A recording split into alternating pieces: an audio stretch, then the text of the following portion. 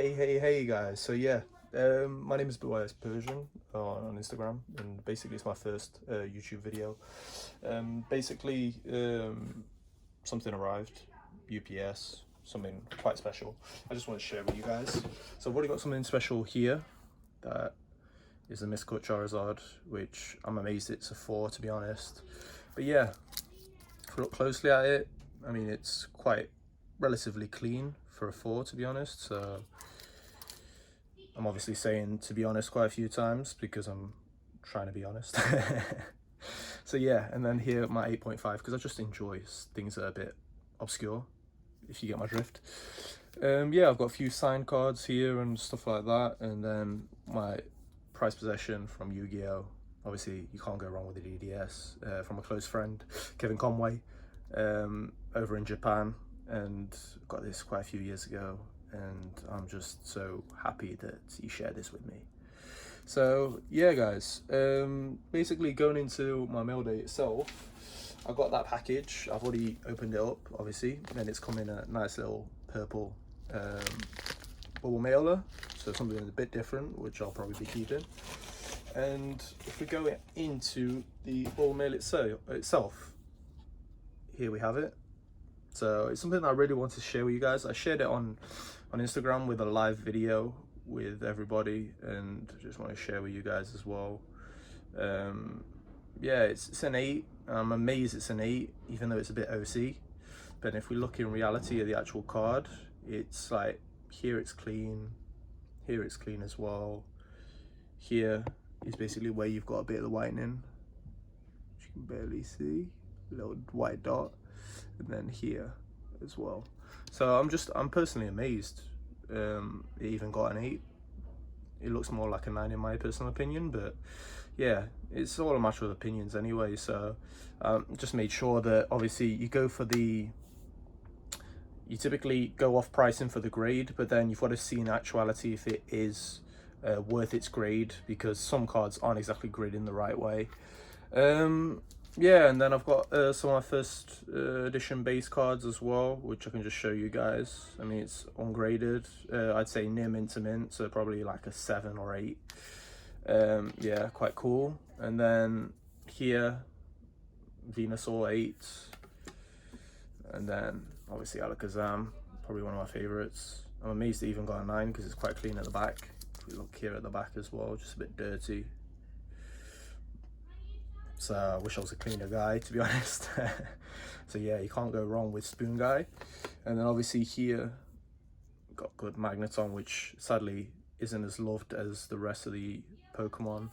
A lot from first base, and even though we got quite a few prints as well, along with Fossil and obviously the Dart series, Team Rocket. So Clefairy 8, Poliwrath 8, and then Big Butt Chansey. I'd say it's one of the best ones to get, to be honest. A few little print lines as well, but yeah, that's just a solid 8. Then Raichu. I enjoy these. Some of them are a thick stamp as well, so you can just see here. You can tell this one's thick, and I'll show you the thin stamp as well, so you can just easily tell the difference. I personally go for both, but I feel that it's always cool to like go for one of each. But obviously, all within your means as well. That's something I can't stress enough. That you always got to stay within your means and not over push for certain cards. I definitely suggest checking out videos like Smpratte, which goes on about this as well, because I mean it's very important that you budget, because if not, you buy your card and then you'll be selling it as soon as. And even though prices will be going up in value, in actuality, it's always better to be safer than to be sorry, because you never know whatever can happen. So I got 2 of these, mainly because I love Mewtwo, and I got this one quite a few years ago. You can tell by the cert number itself. And then obviously you can't go wrong with going for Charizards. I mean, I'd actually say, ironically, that the BGS 9 is actually in better condition I mean, you can just tell it's got a 9.5 surface. I'm amazed the centering is a 9. In my personal opinion, doesn't look like a 9. And then it's clean, absolutely stunning. But then, yeah, the BGS9 is actually better than the 9.5. And the 9.5 I got more recently. And yeah, that one I got for like, the other one I got for 90 US dollars quite a few years ago, quite a while ago. And then this one I got more recently for, if I'm not mistaken, it was like 400 euros or 500 euros. More recently, I'm saying the end of last year, so got quite lucky. And then obviously with the prices skyrocketing, you obviously can't go wrong with Dark Raichu. And then bang, big old Dark Charizard. One of the things that I always say about Dark Charizard is that it was obviously one of the most undervalued cards for quite a few years. Obviously Team Rocket set itself. I actually found this on a Troll and Toad auction, which was amazing. That's something I do suggest, go and check in these obscure auctions. Obscure, yeah. But yeah, this is the card that I found there, and it was only at 125 US dollars, which was just mad. Obviously, if I manage to find a way to put the print screen in the video, then I'll put the print screen in the video as well. I'll just have to find it on my computer. And this was quite a few years ago. It was probably like probably 4 or 5 years ago, to be honest. I mean, Dark Charizards back then were like $300, which is mental. The card is clean itself, but yeah, I wouldn't consider it to be solid enough to be BGS 10. I mean, it's got minor scratch over there, but that just goes to show that even PSA 10s aren't exactly perfect. And yeah, so basically this is just to show the Mailday itself. I can show you guys a bit of the collection in itself. I mean, obviously this is more Pokemon, but then I go into Yu-Gi-Oh as well. A few bits and pieces here. These are signatures by Dr. Sameji or Sameji. Yeah, I'm obviously probably butchering his name, which is quite sad if he ever watches this video. So yeah, and then obviously one of the cards that I really want to show you guys, which is really significant, it's really sick, is this Mewtwo. It's got a lot of history to itself because it's signed by Chris Rush, obviously the late Chris Rush, who passed away. And then obviously bada bing bada boom, it's illustrated by him, the only Pokemon card illustrated by him, which is absolutely insane. I have to say it's one of my favorite arts, and I love Mewtwo himself. But yeah, it appeared on auction. I managed to win it a while ago, and I've seen quite a few that have got altered art, which is just insane. But then I couldn't imagine the prices of that nowadays. And then obviously I've got a few bits and pieces. Obviously some of them I don't go for first ed because obviously first ed sometimes is a bit more expensive. I got this for quite a while ago from a close friend, and I'd say emotional value trumps all. And yeah, then a bit bits and pieces obviously signed by Madeira. There are quite a few pieces here. A lot of them are more symbolic cards. I'll probably just go into the Yu-Gi-Oh so you guys can just check this out as well. Something I just want to share because I feel that the hobby itself, even though it's important for you to collect for yourself, it's also, and obviously for your acquired taste and your own tastes, it's very important for us to like share with each other, not exactly bragging, but just share what you have. And obviously the way it's structured, I mean, I feel this is one of my favorite pages because of that, because I didn't find these cards all together.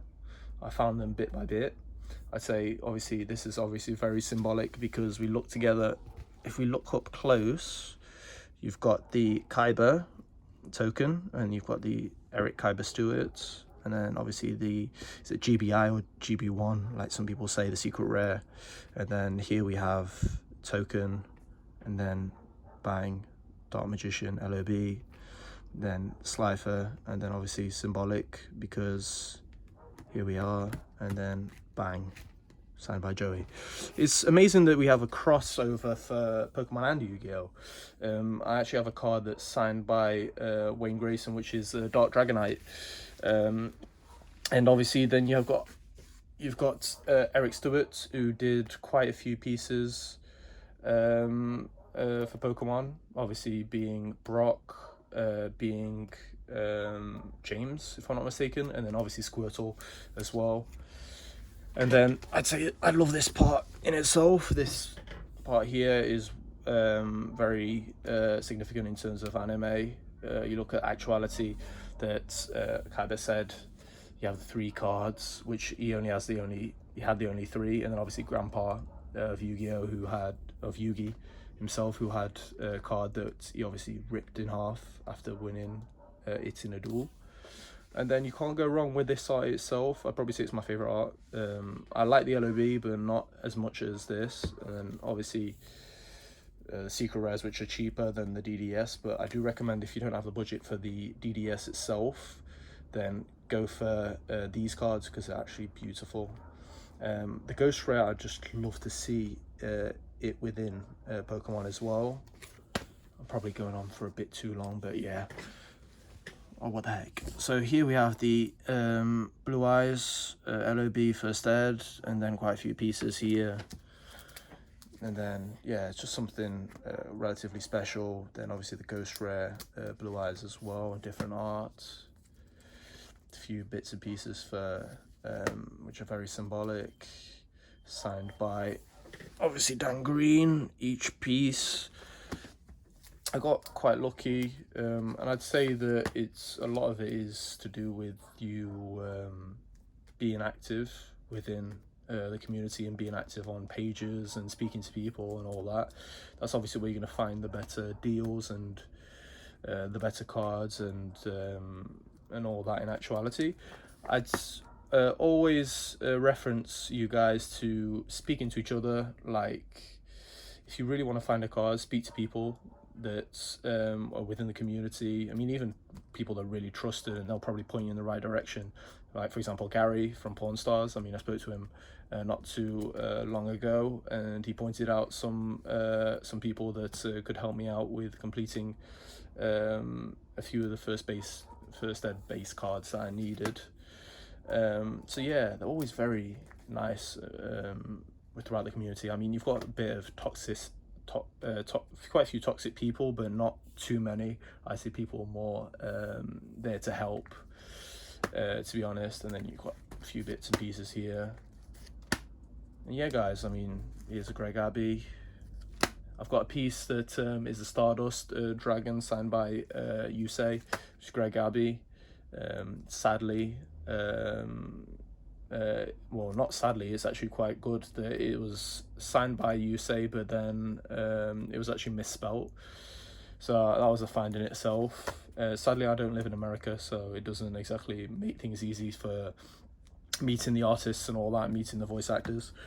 I live on a little island in Madeira, little island called Madeira in Portugal, which is home to Cristiano Ronaldo. Yeah, and here we're back at the pages, which, I mean, I recommend going for personal preference of art. I mean, I love the fact that here you have cards that share Pokemon all together, different pieces, bits and pieces. Then obviously Lugia and Ho-Oh, the symbolic signed cards. And then here we have some Shadowless mixture and all that, and then quite a few bits and pieces just over here in itself. So yeah, guys, this was me sharing a binder that's quite symbolic, quite a few cards, and yeah, the arrival of this very special, very special piece, along with the special piece I already have. So I wish you all the best, and if you have any questions or want to leave a comment or anything like that, I mean, it's much appreciated. And just yeah, let me know what's up, and keep it safe, obviously, in these times. Right, peace.